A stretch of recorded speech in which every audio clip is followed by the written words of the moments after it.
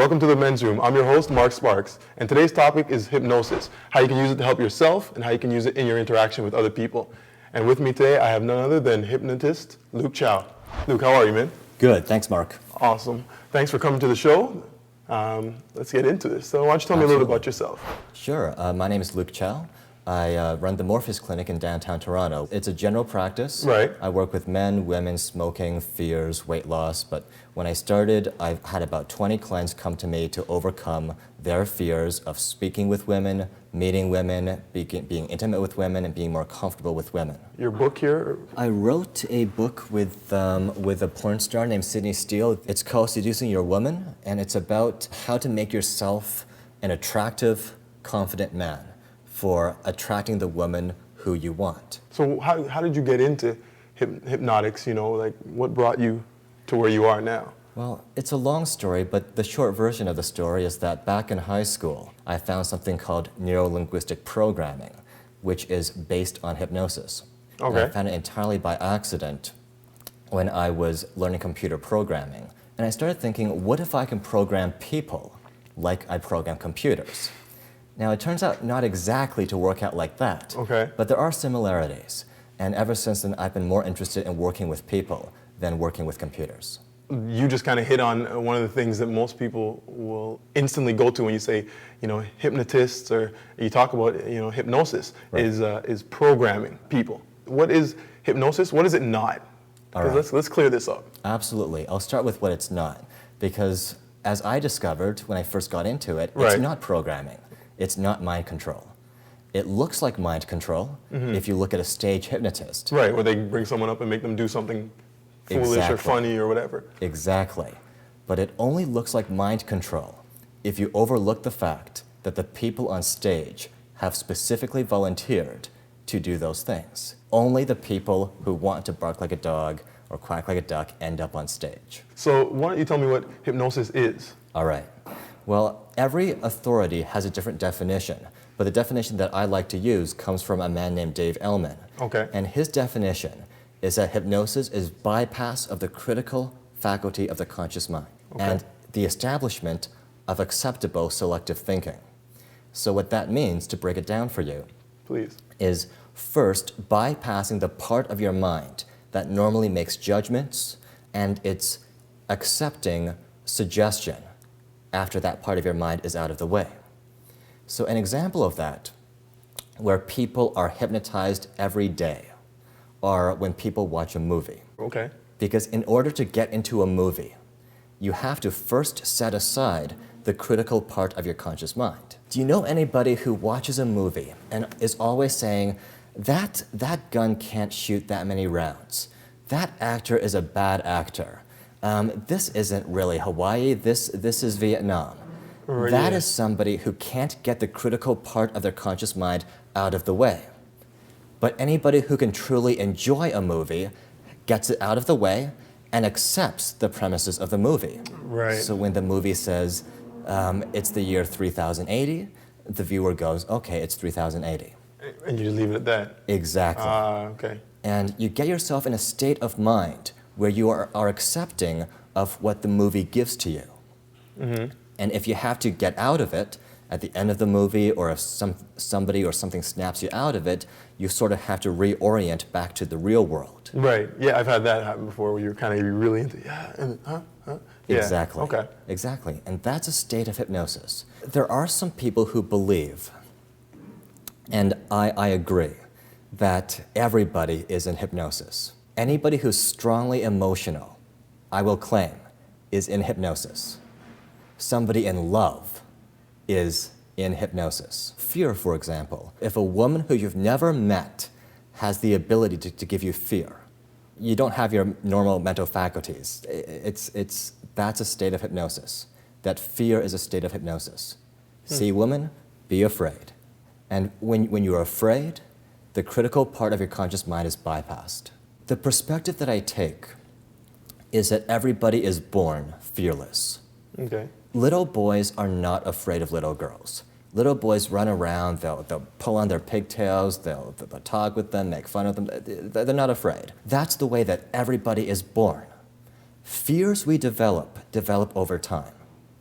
I know there are some gurus in the seduction community who claim that the fear of women is instinctual.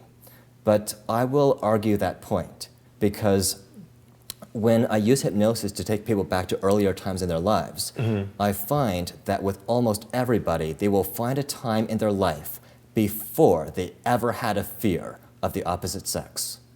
Everybody. Really? It may have happened at a young age when you're talking to little Susie in grade 1 and she doesn't like you, so you generalize it to saying all girls don't like me, or are like this. Right.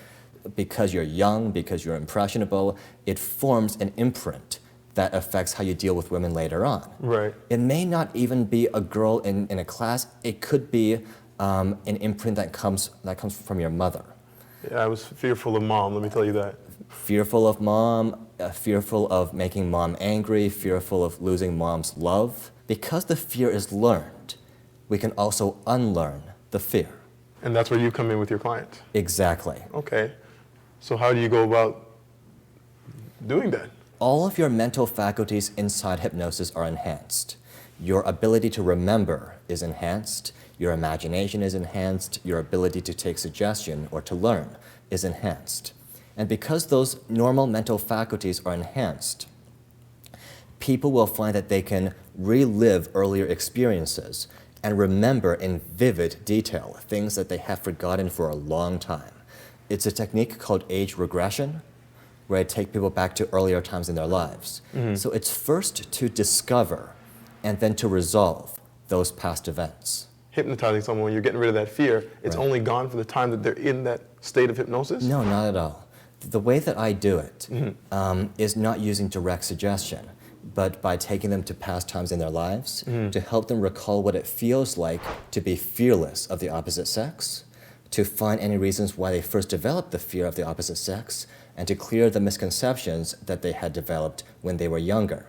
With direct suggestion, you do need repetition to hammer home the point. The most important thing is to be aware of the thoughts that you're thinking. Be aware of what you're saying to yourself. Okay. Because as a hypnotist, I'm giving people suggestions, but people are also giving themselves suggestions. Every second of the day, they're saying things like, I can't talk to her, she's out of my league. They're saying, I'm gonna be nervous, I'm gonna be afraid. All of those thoughts are suggestions. If you think, I'm gonna be afraid, then you're gonna make that happen. Right. So hypnosis is a way of reprogramming the thoughts that you have in your own mind. So instead of saying, she's out of my league, you say, I can have any woman I want. And instead of saying, I'm going to be nervous when I walk up to her, you say, I am going to be confident when I walk up to her. So the way that I would teach it is I would have them repeat those new thoughts to themselves in their own minds over and over and over again. As they're doing it, it becomes a mantra. Right. And as they're repeating the mantra, if they also induce hypnosis, then they can start to get the doubt out of the way. So do you get people to do this kind of to themselves? Like, how can I use this to fix me? Self-hypnosis, in the sense of giving yourself suggestion, is something that I can teach you right now, in fact, if you'd like to learn it. Yeah, yes, I would, man. Let's do it. So for this, I'm going to ask you to close your eyes, get comfortable. This feels like the dog barking part. Nope, not yet. And bring your attention to your eyelids. Relax your eyelids to the point where they don't work. You can do it when you remove all the tension from your eyelids. Let go of all the tension and allow relaxation to fill your eyelids. When you feel that your eyelids are so relaxed that they don't work, give them a good test to satisfy yourself that they don't work. That's right. Now stop testing. Take the relaxation that you're allowing in your eyelids and allow that relaxation to spread all the way down your body to the bottoms of your feet. Now, in a moment, I'm going to count up from 1 to 3. On the count of 3, you'll find that you can allow tension to return to your eyelids, and you can open them easily and effortlessly. 1, 2, 3. Now, how did that feel to you?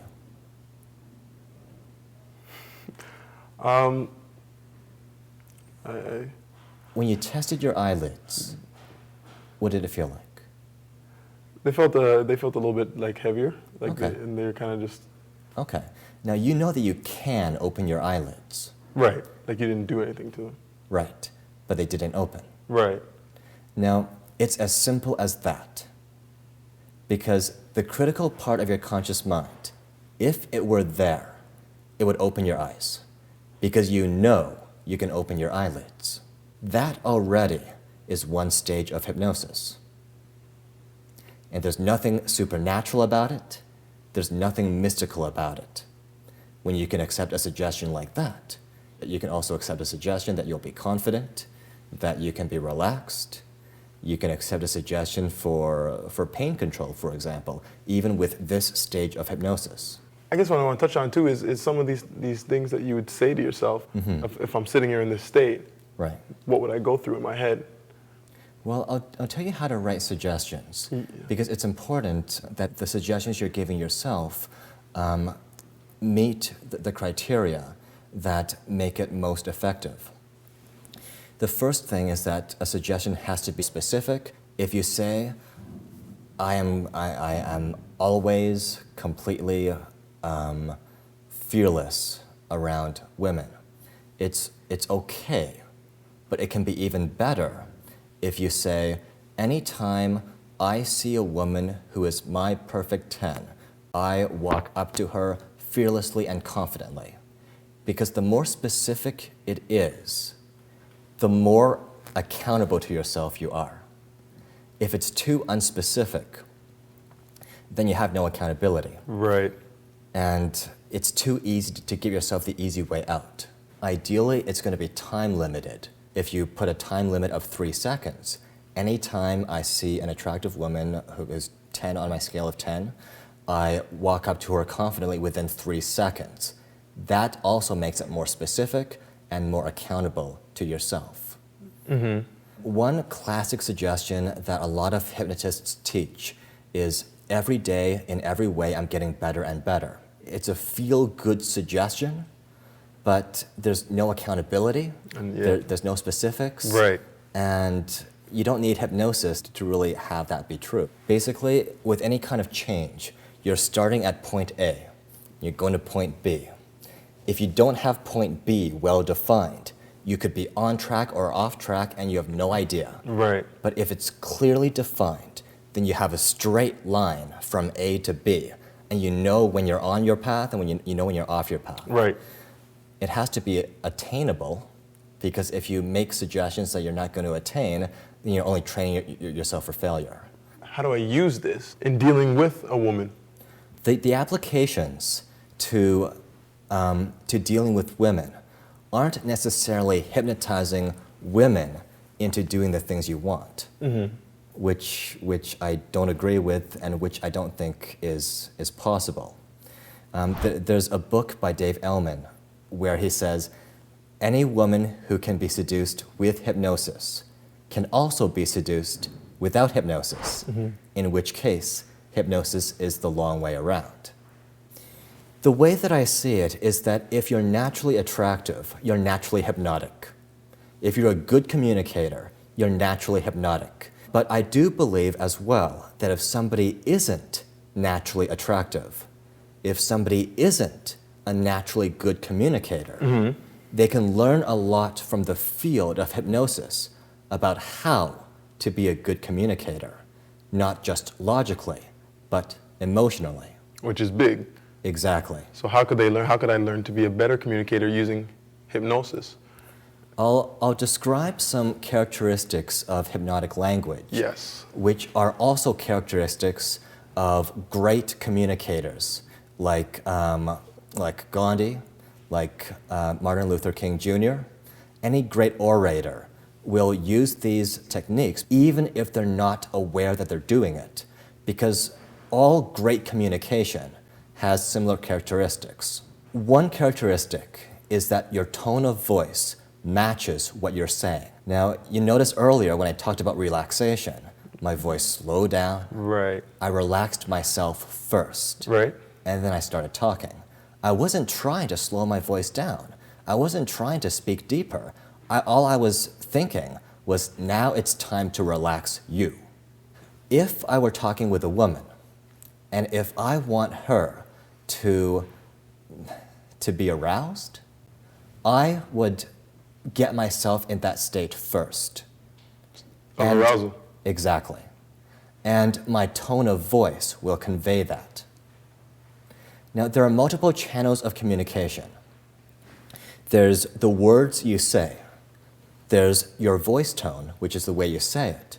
And there's your body language.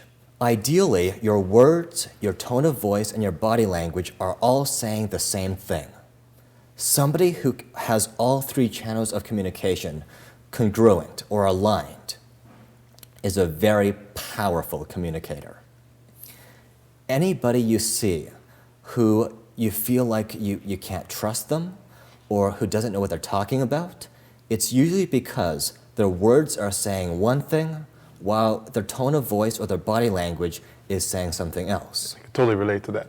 Words only account for about 7% of the message. Tone of voice accounts for 38% of the message, and body language, 55% of the message. When you have all three channels aligned, then anything you say will tend to be believed. Now, I've defined hypnosis as bypass of the critical faculty of the conscious mind. Right. There are multiple ways of doing it. Relaxation is one way of doing it. Shock or confusion are other ways. Stage hypnosis. Stage hypnosis tends to use shock inductions. Instant inductions where they surprise somebody, open up a window of opportunity where they can fire in a suggestion, they say sleep, and the client tends to follow. Right. Because the shock got the critical faculty out of the way. Okay. And another way of doing it is through authority. When people go to see their doctor, they put aside their own critical faculty because they're in the presence of a much learned authority, and they accept what the doctor tells them. If you can be an authority in her life. When you then- just meet her? Oh yeah. Word? Through confidence, through how you speak, through having your words match up with your tone of voice, match up with your body language. People tend to perceive you as an authority. People tend to bring themselves into hypnosis automatically. Something called embedded commands. And if I kind of like the sound. an embedded suggestion or command is when you take a suggestion, like you are becoming more comfortable, and putting that within a larger sentence. So as you speak with me here today, you're becoming more comfortable with hypnosis. Now, I don't know if you heard what I did, but there was a sentence and a smaller sentence, an embedded suggestion within it. Right. And my tone of voice started to shift downward. When you say a sentence, it can go one of three ways. Your voice can go up, where it's, you can be confident. Something like that destabilizes the sentence. Essentially, you're saying, I don't believe that you can be confident. If you say you can be confident, Yeah, with that inflection. exactly. Yeah. Neutral is you can be confident. Matter of fact, you can take it or you can leave it. If you have a downward inflection, it's the opposite effect of an upward inflection, right. and it makes it solid. You can call it a command. Right. You can be confident. I mean, you have the upward inflection all the time, and you know that's a question, but you don't think of it as the downward Exactly. inflection being, for lack of a better term, a command. Yes. There's something called the Milton Model, which is a model of the language that a hypnotherapist named Milton Erickson used in his practice. If you go to Google and you search for Milton Model, that's M-I-L-T-O-N, Okay. model. You'll find a description of different things you can do, like what I just described, to use hypnotic language in conversation. It has been applied to seduction by Ross Jeffries. It's been applied to sales. It's been applied to a lot of different areas of persuasion. Luke, man, thank you so much for being on the show. Thanks for having me here. Really appreciate you coming through the men's room. Let's take a look at our 5 takeaway points from Luke. First, learn self-hypnosis. It'll help you overcome fears and prove valuable in social settings. Second, the good news is your fear of women has developed over time and you weren't born with it. That means you can change it with self-hypnosis and other change techniques. Third, become aware of all your thoughts and all the negative things you're thinking. Your unconscious mind hears these things and they have a direct impact on your life. Get control of the negative thoughts in your head. Every time you catch yourself having one, respond with something like cancel or not in my world to take control of those negative patterns. Fourth, start to give yourself positive suggestions. Make sure they're specific, attainable, and have a desired outcome. That way you can become accountable to yourself. 5, great communicators make sure to match their tone of voice to what they're saying and their body language. Incorporate this congruence into your communication for a powerful impression. And remember, if you're naturally attractive, you're naturally hypnotic. And don't forget, there's no such thing as failures, only opportunities to learn. And in life, class is always in session. I'm your host, Mark Sparks. See you next time in the men's room.